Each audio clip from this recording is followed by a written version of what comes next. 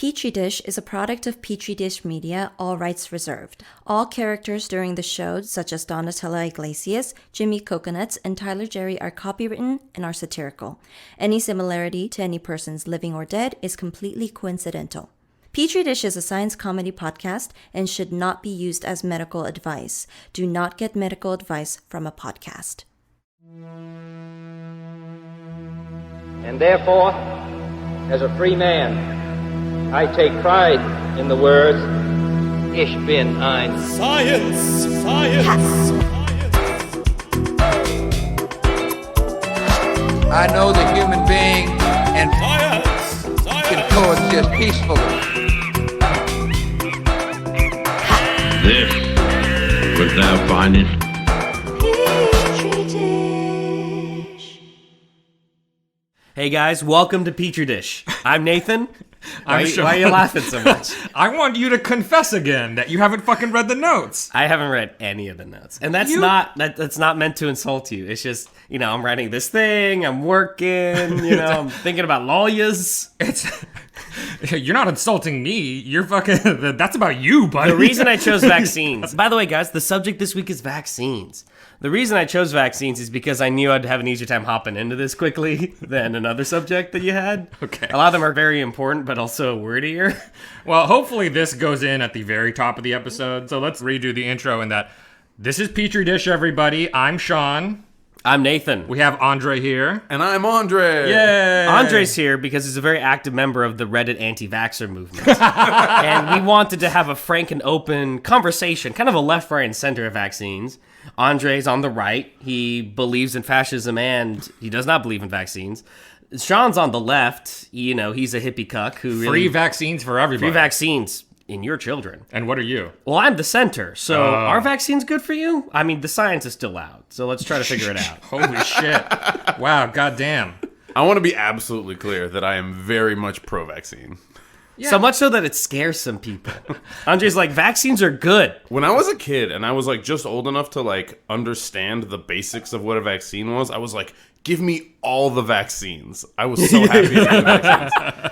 That's the same with Stacy. When I explained to Stacy when she came to America what the anti-vax movement was, she was flabbergasted for 3 days. Mm-hmm. She's like, who would ever think that? It's pretty appalling. Yeah. Well, it's impressive. I mean, vaccines go back to the 1790s for smallpox and shit, right? And then there was that precursor in China, the variolation, which is 1500 CE. So this is hundreds of years ago. Yeah. We've been doing something like vaccines for a while and kind of developing the theory. But, our episode is primarily not a debate on why anti-vaxxers are full of shit. Right. We're going to take a step back and really just talk about what are vaccines. And hopefully that'll elucidate on a really basic and elemental level why vaccines are very obviously... I mean, I don't even want to use it in moral terms that they're just good. It's vaccines obviously operate on empirical lines. Yeah, they're a useful. real thing. They're actually legitimately useful. Yeah, it's not a conspiracy, guys. Yeah, so let's get into it. Part 1, vaccine.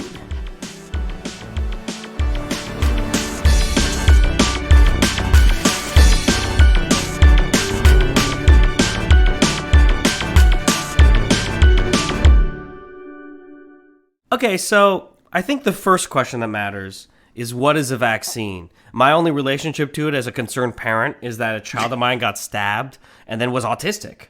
So, let's have, a really rigorous definition. like stabbed in the street kind of stabbed? Yeah. A prison vaccine! He got shivved with autism? Yeah. Okay, so... Shivved with autism. What is a vaccine? On the most fundamental level, a vaccine has two main characteristics. It is something that stimulates your adaptive immune system to give you a memory of a pathogen. And then the other part is that it's non-infectious. And so there are a lot of forms of vaccine. Sometimes it's a live but non-infectious pathogen. And other times it's a killed pathogen. Or Free-range pathogens, organic pathogens, although the FDA doesn't classify what's an organic vaccine. Wouldn't an organic pathogen just be one that normally gets you sick? I don't know, Sean. It's just I've been watching a lot of Goop recently. Trying to make heads or tails of the whole thing. So it's either you're going to have a pathogen and it's either modified so it can't make you sick, or it's dead, or sometimes it's just pieces of that pathogen kind of taken out of there and then mixed together into a vaccine and put into you. So there's not even an infectious agent at all. There's nothing that can get you sick that way. Okay. So what's in it? Right, yeah. So vaccines are composed of basically three things. One of them is antigen. What antigen is it's the part of a pathogen that your body can recognize next time it comes around. Let's take a super quick step back. Can you name me a few pathogens that maybe the average American would know of? Yeah, the flu. Okay, so pathogen is just any illness, basically. Yes, so one thing I will say is that a lot of people think of vaccines usually in the context of viruses, but technically vaccines do not need to just be about viruses. It's just bacteria because we have antibiotics to treat them. A lot of times people don't think about using a vaccine to counteract a bacterial disease. Why spend the money on a bacterial infection, developing a vaccine for that, when you could just give someone penicillin? Yes, unless that bacteria is difficult to treat, like, for example, tuberculosis. Syphilis. Oh, maybe it's just my syphilis. There are strains of bacteria that are antibiotic resistant. Wouldn't it make sense to develop vaccines for those strains specifically? Yeah, what about TB or something? Yes, well, okay, so TB is an example of there is a vaccine for tuberculosis. You shut your mouth. You shut your whore mouth. But I think there are other multi-drug resistant bacteria that I think it would be interesting to try to come up with a vaccine for. And we just have not been successful in doing something like that yet. Like, I think there's some types of staph, for example, that it'd be nice to be able to have some kind of vaccine for. I'm sure people are working on it. But for the most part, when people think about it, they kind of more classically think about viral diseases. Right, because you can't get rid of them with... Antibiotics, for example. Yeah. There are antiviral drugs. Not a which scientist. Maybe we Okay. can talk about antiviral drugs in a different episode, maybe one about viruses or something. But for the most part, our main thing to fight against viral diseases are vaccines, like the HPV vaccine. Okay. I was going to say, I've seen on some internet forums, or mostly screenshots taken to show how bad some of these internet forums are, of people, of anti-vaxxers who their kid will get sick with some terrible virus, and the kid's very sick, super high fever, and so the doctor prescribes an antiviral like Tamiflu or whatever, and apparently some of these anti-vaxxers are even against the antivirals. And there was actually, I think, an article I read recently where a kid actually died because the mother, rather than give their kid the Tamiflu, went online and was like, I don't want to give my kid this Tamiflu the doctor prescribed. And other people... Like, what essential oils should I give him? Oh, no. And Yes, then the kid so- died. Oh, there, no. there is probably a lot of intersectionality between anti-vaxxers and just anti-medicine people. How do antivirals work? What? You want me to go into that on a fucking... that has nothing to do with this episode. Just give me a Okay. two-sentence. Yes, fine. Viruses need to do a few things to succeed. It doesn't sound like it's going to be two sentences. Fuck, it's hard. Blocking the ability of viruses to get into cells and blocking the ability of viruses to copy themselves Okay, that's cool. are ways that antivirals can work. Boom, now we don't need to have an episode on antivirals. Jesus. Just talk about it. The whole subject. That's screenwriting 101, Sean. Okay? Checkmate, you scientists. just did the whole scene. Yeah, right? nailed it. Boom. Good job. Okay, so that's pretty cool, though. You know, I don't think it's good that a kid dies for someone's mistake. But, like, that's probably the best form of human sacrifice that still exists, right? I can't believe you had a butt to that sentence. No. Taking the Do you ever brave think stance about- of Look. it's sad when children die. No, but let's think about this. Like, that kid could have got hit by a car. That kid could the helicopter could have crashed. Kobe. But that kid died for a righteous cause, which is like, you know, that lady not getting to have a kid anymore. I don't think anyone changed their mind for the better. Do you think no one changed their mind? Not even the mom? Even the mom was like, no, I just needed to get the right essential oils in time. Probably. I mean, honestly. You might be right, but that's depressing. Anyway. You're so cynical. So there are pathogens out there. Right. Disease-causing agents. But an antigen is part of that pathogen. Right. An antigen is just some kind of characteristic, a physical feature of that pathogen that your immune system uses to recognize it in the future. My immune system just sees Post Malone's face tattoo. And it's like, danger, danger! I do think face tattoos are sort of the human Classic equivalent. antigen. It's a social antigen. Yeah. Exactly. It's like, that's how you know, right? Or like Jared Leto's The Joker. Yeah. Is its own kind of antigen. Okay. So But it's usually a protein. yeah, it's usually a piece of a protein even. So just a few amino acids, maybe 10 to 14 amino acids in a row. And occasionally, and this is a little bit newer information, there are lipids and carbohydrates that can sort of act like antigens as well. But that's kind of that's a newer sort of discovery. That's pretty cool, because that means we could probably develop more vaccines we thought we couldn't develop. Yeah, and another kind of aspect of this is usually when you have a full pathogen come in, it has multiple antigens that your immune system can use, right? Usually people don't just have a face tattoo as a recognizable thing. Right. They got like shitty haircut, they're wearing terrible clothes. If you have a face tattoo, you have a lot of antigens. Right. And things like influenza is kind of the same in that there's multiple proteins that can contribute as antigens. Right. And so kind of one of the ideas is maybe what we need to do is be making vaccines that have multiple potential antigens, or like the best ones. Sure, that means as a virus or some sort of bacteria evolves, we still might be able to catch some of those other characteristics. Right, and we might be able to generate a stronger immune response if we have more options. Okay, well, there's also an adjudicant in vaccines. Yeah, close. What are those? Close. Yeah, an adjuvant. Oh. And so the adjuvant is a little bit of extra stuff you add in as a danger signal. And so it's basically some kind of molecule that your immune system recognizes, usually for evolutionary reasons, as something that normally comes along with bacteria or viruses. Okay. So it's a little piece of something, like, for example, bacteria have cell walls. A little piece of bacterial cell wall is a big danger signal to your immune system. Because why the hell else are they seeing it unless there's some bacteria somewhere, right? It's like, it's the smoke to the fire. Yeah, if you smell carbon monoxide, you know the right. Do you have a carbon monoxide detector? Because I feel like a lot of your naughtiness lately could be explained by carbon just a little monoxide bit poisoning. So there's a lot of different kinds of adjuvants out there. And a lot of times there's stuff that we derived from different viruses or different bacteria, or even some chemicals that we found out kind of mimic viruses or bacteria as danger signals. Cool. There's also stabilizers. What's a stabilizer? Yeah, so if you have pretty much any kind of biological thing sitting around for a while, like peptides, proteins, DNA, RNA, whatever, any of that stuff sitting around for a bit, it can go bad, just like food goes bad. And you want vaccines to be stable for a while. You want to be able to make a bunch of them and then have them sitting around for, hey, when a new baby is born or when a new flu season is coming around. Right. You don't want to have to be making it on the fly. So these are just the preservatives, basically. Little sulfites in there. Well, keep our wine good. And I prefer my vaccines to be small batch. Yeah. primo, super fresh. I get Whole Foods vaccines, okay? Yeah, and I will say that some of the reasons for stabilizers is that there are places that vaccines need to go to that don't have what's called a reliable cold chain. And that's... Like India. Yeah. Some parts of India, lots of places in Africa do not have a reliable logistic cold chain where all along the way you have refrigerated compartments. Right, so you gotta stabilize that shit. So it doesn't just denature or something. Yeah, it needs to be able to be okay at room temperature or even kind of hotter temperatures. Things like preservatives and stabilizers sometimes are the things that anti-vaxxers get like kind of weird about. Like, right, because the word preservative in any capacity freaks out certain types of assholes.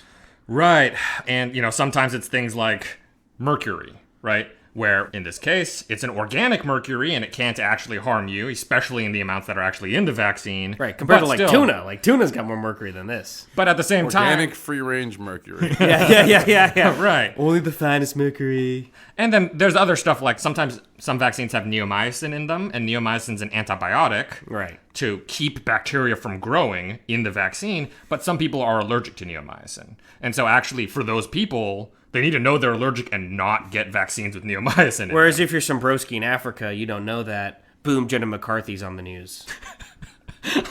I think there's a couple more steps in that boom. There's that a couple more about, things, but broadly, I agree with you. And so I think that's something we'll talk about a little bit later, is that it's not like there's zero complications or zero issues in taking vaccines. It's just... people really blow those out of proportion compared to the good vaccines can do. Yeah, they use any individual... Yeah, I think you're right. Jesus. Yeah. You just stroke out there, buddy? I'm with you. Okay. Well, that's good. I'm with Joe. All right, so let's take a quick break, and then when we get back, we can talk about the different types of vaccine. Two kinds. Ones that do or do not cause MS-13.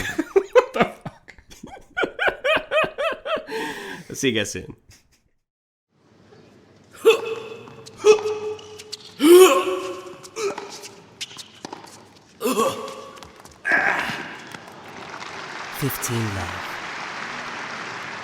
Do you like to listen to the sounds of intramural tennis. Deuce.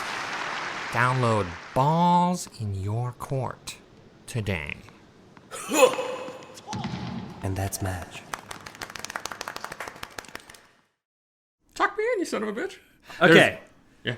So there's 4 main types of vaccines. Mr. Sean David Allen, tell me about these different types of vaccines. Yeah, so one of the early ones was a live attenuated vaccine. So there's also dead ones then? Oh yeah, there is. We'll get to those. Why are you jumping ahead? I you want son of a my bitch? antigen dead. I don't want no live vaccines. Right, That live one you were mentioning is the famous example, cowpox, right? To smallpox. Right, yeah. So using cowpox to vaccinate people against smallpox is an example of live attenuated in that it is alive, but it's not able to infect you in the kind of way that smallpox does and cause the same serious disease. Does every animal have a pox? Like, is there pig pox? Is there there's chicken pox? Yeah, that's right. That's right, you bastard. Does chickenpox have anything to do with chickens? I don't know. Okay. I don't know. I don't actually know if it jumped over from chickens or if the scars that it leaves look like peckings from chickens. I'm not actually sure about that. But Yeah, what about pig pox, though? I don't know.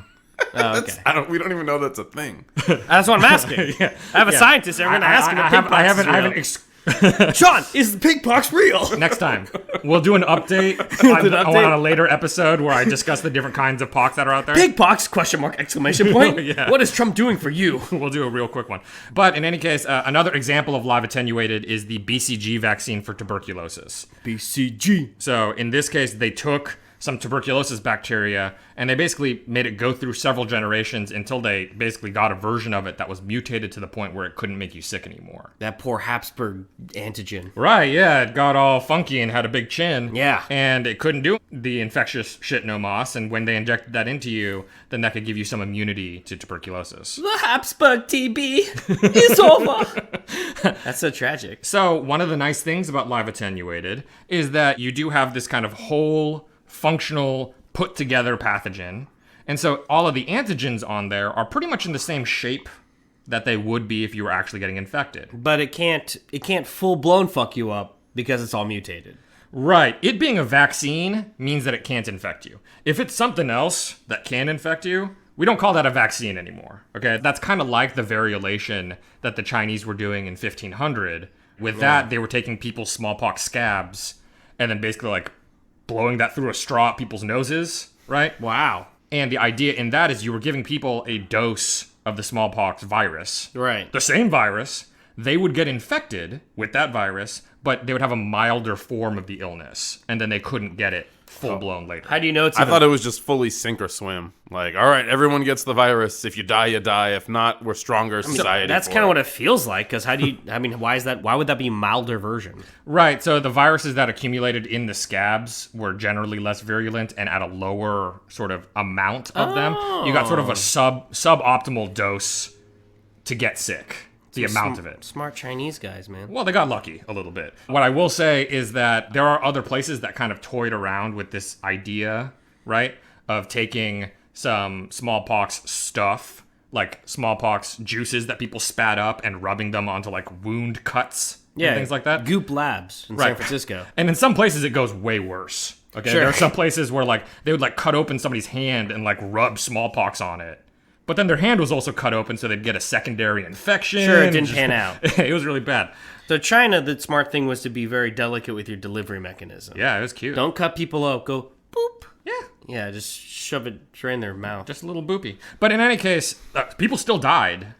They but were just at like, lower rates Right. than a normal smallpox outbreak would be. Right. And to the point where like a lot of rich Chinese families in the time period were like, I want my kid to get variolated. And some died, but most survived, and again at higher rates than smallpox would normally be. Right. So that's why that has a different name than vaccination. Vaccination, you are not getting something that can infect you. Okay, so these guys are alive, but they're all fucked up, so they're not going to infect you. Mm-hmm. But you got to keep them cold because they are alive. Right. And the whole point of them is to keep them alive. And so the transport of them, the logistics of them is much more difficult and usually expensive, therefore. So Right. we're trying to move away from live attenuated. Right. ones. It's like, this is Whole Foods, and then the dead stuff is like the preservative shit that we send to Kentucky or something. Yeah, sure. Yeah, because we don't have the supply Except I chain. like Whole Foods, so this is confusing. But in any case, we You like want Whole Foods? Yeah. I just Gross. stay away from the homeopathic section. I'm a Ralph's man. Okay, I'm a Ralph's man. I'm a real American. Yeah, all right. Stop sucking Jeff Bezos' dick. Yeah, dude, you're probably donating money to Bloomberg. You're trying to. You keep on clicking on his website. It's like, we don't want your money. Yeah. And you're like, give me that, please. I keep mailing him checks. Yeah. They're never cashed. Okay. He cashes them. That cheap. He cashes those checks, dude. What the fuck? Like Bloomberg keeps it. Oh my god. We are so hard derailed. Just fucking get us back on track, Nathan. Okay. So some vaccines are alive, but some vaccines are dead. Yes. Tell me about dead vaccines. Right. So dead vaccines, you take the pathogen, you kill it, you break it to pieces before injecting it in people. You can imagine, this is good for people who are all fucked up already. Right. So people who are immunocompromised, live attenuated vaccines, some of them might be able to infect them. That sounds like a secret agent who's like, shit is discovered in Osmosis Jones 12. Who's like, he's undercover with some pathogens. And then his like secret identity is revealed. And they're like, oh no, he's immunocompromised. Get out of there, Osmosis. You know, I was on Netflix. Yeah? And I found a Japanese anime called Cells at Work. Oh. I think you'd really enjoy it, based off of your love for Osmosis Jones. It doesn't have nearly as much, Chris Rock. but it does have Japanese people being very funny. Okay. The main character's a red blood cell, and she gets into all kind of hijinks. Is it like actual funny or like Japanese anime funny? Complicated. I haven't watched an episode. Stop derailing us, Sean. I'm sorry. Okay, dead vaccines. So look, dead vaccines, safer for immunocompromised people. Since you killed them, they often do not produce as strong or as long-lasting an immune response. And so you usually need more boosters for dead vaccines. Examples are the hepatitis A vaccine, polio vaccine, flu vaccine. So those are all dead ones. Okay. What's the next one, baby? Yeah, the next one is subunit vaccines. And so these are fun. So in the other two that we just mentioned, you basically are using the entire pathogen, alive or dead. In subunit, you're instead picking the antigens, the specific antigens you want from those pathogens, and then mixing them with the specific adjuvants that you want. So this one is much more about finding the specific ingredients and putting them together into a vaccine. So this must be like a newer type of vaccine, right? Because that sounds like a hard thing to do for like some bro just fucking a cow and putting his pox on other people. Right, yes. Subunit vaccines are much more recent, and they're part of this big push to make vaccine discovery more what's called rational, as opposed to empirical. Right, rational being like, we kind of have a theory of the case, and then we Right. pursue that theory of the case, whereas empirical is like, you do some stuff, and through the process of empiricism, we see whether it works or not work. Yeah, so there's a fundamental rational basis for vaccine making for the past 50 to 100 years, which is the idea that your immune system does create memory from having some kind of pathogen involved. Right, as opposed to the mystic method. Right. Where you Yes. blow, scab, Right. Yeah, exactly. and then like a Wind Nation guy, like, Yeah, and so then like make it since work. like Pasteur, basically, right? Yeah. But the main thing is that even though we knew that much, the rest of the rules behind how to make the vaccine, it was pretty much the Wild West. We didn't really have a very good idea of what makes a good vaccine, why some work better than others. Right. And then we finally figured out the shit about antigens, and we're like, oh, titty fuck. Right. Antigens was a big step forward. Adjuvants was also a really big step forward, because even if you select good antigens without the right combination of adjuvants, they won't really do anything. Right. So there's actually a lot of rules involved, and we don't have them all figured out yet. Okay. So subunit vaccines, we do have some of them. HPV is a subunit vaccine, the one for human papillomavirus that can basically stop cervical cancer from happening. Hep B, the whooping cough vaccine, is also a subunit vaccine. So HPV, Hep B, whooping cough are all things that, thanks to subunit vaccines, we have vaccinated. Yeah, and subunit vaccines, there isn't even a whole pathogen in there. So it definitely cannot infect immunocompromised people, right? Okay. It's the safest for immunocompromised people. Yeah, Jenna McCarthy. I don't think she cares about immunocompromised people. 4. The fourth one is toxoid. Yes. So the thing about toxoid is every once in a while, the thing that causes the disease in us is not the actual, like, bacteria. or something, okay? It's something the bacteria makes, like a toxin.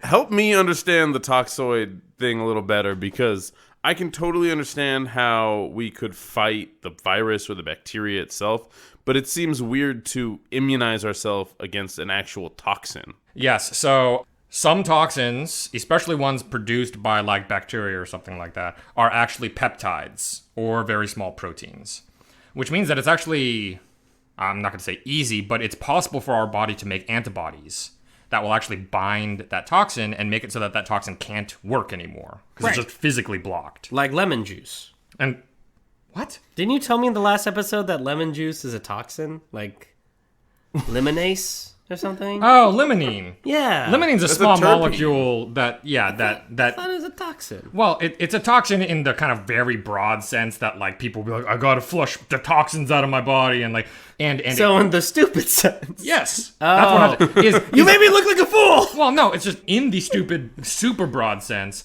a bunch of small molecules we eat are quote unquote toxins, Right, like and get asbestos or something. well, I mean, I asbestos, think in this case we're talking about something more like botulism, maybe? sure, or for example, tetanus. Sure. Tetanus is actually caused by a toxin that's secreted. Oh, that's cool. And you can Fuck that up. use the structure of that toxin to basically have that be the antigen, and then have your immune system trained to make antibodies against that. So it's also like subunit, but it's with toxins instead of antigens. Yeah. Cool. Yes. Yeah. It's very similar to a subunit vaccine. So wait, why don't we have a vaccine for botulism? Not every thing makes vaccines as well as each other. So here's the thing. There's a lot of illnesses out there we do not have vaccines for. The way that I've sort of said things so far make it sound like we have a pretty good idea of what's going on. That is not the case, okay? Right. The case is that we know there are rules. We don't know what those rules are a lot of the time. There's, for example, I can think of something like 14 adjuvants. Out of those 14 adjuvants, in FDA-approved vaccines, I think we use 2, maybe 3 of them. So that means there's a lot of them that have never moved out of laboratories, even though we think that they're useful adjuvants. We just haven't finished figuring out which ones are useful for which situations, how much of it. There's a lot of rules that we need to get nailed down. Right. It's kind of like these 4 different types of vaccines we're talking about, and the underlying theory, it's like the standard theory of particle physics, right? The standard model. Whereas the reality of vaccines we know is something more akin to string theory. It's like a metaphysical truth that is beyond what we can really comprehend because it's functionally religion. I don't know why you like physics so much. That's the part that boggles my mind the most is not that you're fucking around and saying nonsense. It's that for some reason it comes back to physics and Osmosis Jones every single time. I mean, Higgs A brain boson. tumor? Is that what it is? Physics words are good. Higgs But- boson. But in any case, I think, Andrei, you have a really good point. And it is that vaccines, there's a lot of vaccines that we haven't figured out yet. And even the vaccines that we have figured out, some of them are not as effective as we would like them to be. Okay, but take a step back. Sean, are they dangerous? Let's take a break. And then we're going to really dive into this important subject. Sean, why are vaccines so dangerous? Yeah, we'll get into it. The following is an actual advertisement. Hey, this is Jeff. And I'm Chris. We've been friends. Acquaintances, Nah, friends. shipmates. Dude, come on, we've been friends. Fine, sure, whatever. We've been friends for 23? No, 24. Whatever, dude, it's been a long time. No kidding. We host a show called Round and Round. We discuss the And worst sometimes the best. headlines we can find, watch for signs of the Cold War heating up again, and desperately try to find some good news to celebrate. Occasionally, we delve into important topics impacting the world, the nation, or those around us. And every once in a while, we take a break from the real world to talk about new movies or to revisit and reimagine old movies we love. Find us at rnrthepodcast.com, tweet us at rnrthepodcast, and download Round and Round on Apple Podcast, Spotify, iHeartRadio, or wherever you cast your pods. Join us every Wednesday, won't you? I wouldn't recommend it. That's fine. Guys, we're back with Petri Dish. Now, Sean, he's a scientist, but in his notes, he has his big header, vaccines are dangerous. There's I wanna- a question mark. Are vaccines dangerous? So tell me, I mean, this is the great, important issue of the day that will only decide with blood and iron. Uh-huh. Are vaccines dangerous? So what do you mean dangerous? I mean, is what it boils down to. are they gonna kill my kids? Yeah. So I know that's like a little bit of a facetious thing to say, but there's an acceptable amount of danger for stuff in our daily lives. Right? Not mine. I'm a bubble boy. Like driving a car is dangerous. Gas stoves are dangerous. People are dangerous. Cars are especially dangerous when driven by people. Yeah, exactly. As opposed to like cats. Yeah. Well, cars are really dangerous when driven by cats. Cars are fucking homicidal maniacs when they're partnered with cats. So in the scheme of things, vaccines, as a broad category, save way more people than they hurt by a very large margin. And what, like 10 to 1? Oh boy. Like 5 to 1. I'm going to say more like 100,000 to 1. Maybe more. I don't know, man. I don't like the odds. That's in pretty far excess of a lot of other medical interventions, by the way. Like as far as things like helping versus hurting, you know, like surgeries. A lot of surgeries backfire. Right. Chemotherapy just like ass fucks most people.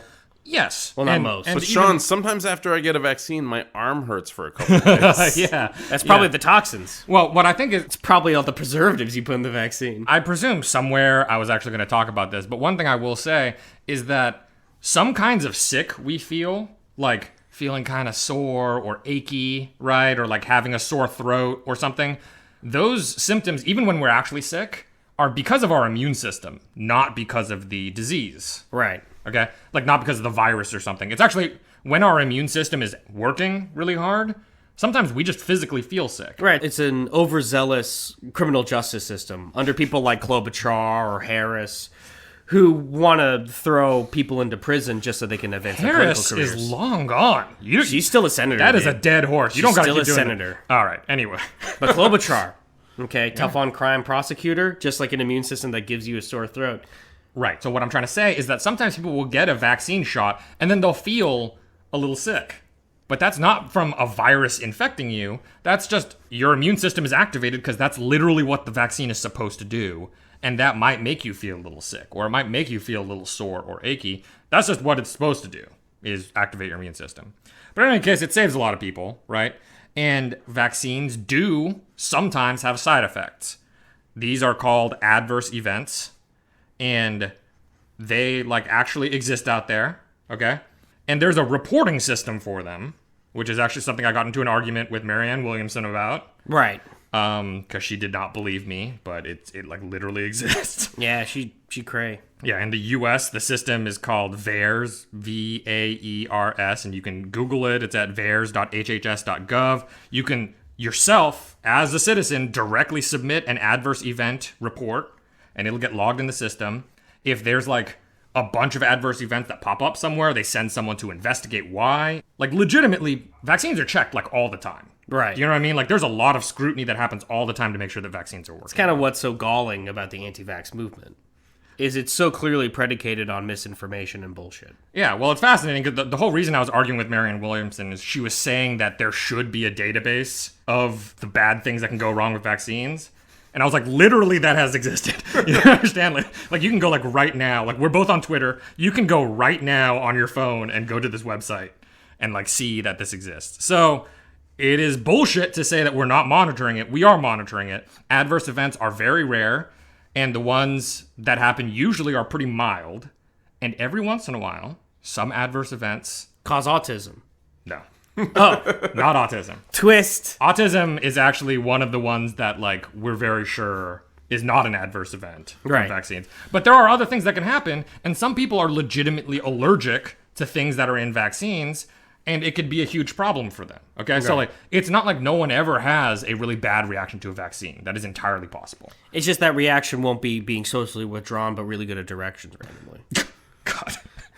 So the tricky thing about autism, right, is that, like, when you have, like, let's say you are an autistic person, that's not immediately apparent from birth, right? There's, like, an age at which your development sort of, like, you know, it becomes more apparent. It becomes more apparent. And it's inconveniently a little bit after kids finish their vaccines. Right, exactly. Right. So it's just, like, it's more or less a coincidence that vaccine schedules happen to be, like, right before a time in your life where if you happen to be autistic, it would become apparent to people.